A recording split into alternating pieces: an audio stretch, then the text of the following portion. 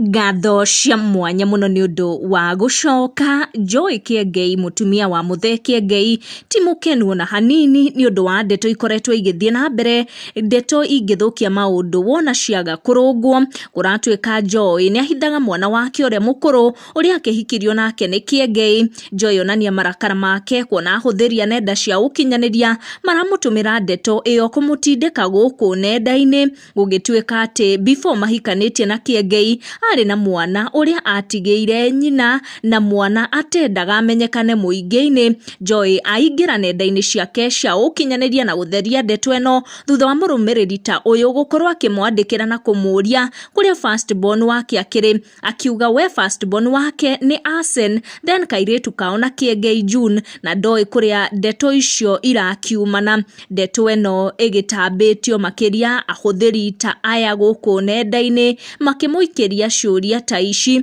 na angi makimumenyithia nginya kuria marakirutire ndeto icio makimwira kwina page ya Facebook iragitariria about her beautiful daughter. Joy agitheria fiu ndeto ino auga ati kairetu kau karatwika ni ka firstborn gake ni her cousin karia gaikaraga nja wa Kenya. She is my cousin. Actually, I can't wait for her to come visit Kenya nipige picha mpate stories zingine mpya. Ni ndeto Joy akoro agitheria kuona ni ikwanjitie gugitamba ta mwaki wa mutito guku nenda-ini na akoro agicihoria kuria akoro akiuga ati kairetu kau karatwika ni ga firstborn daughter gake na akigeire before mahikanitie na Kiengei. That is her cousin na gaikaraga nja wa Kenya. Tugukinyia ndeto icio hau twaciaria toria ciatukinyira tucamanie in our next video.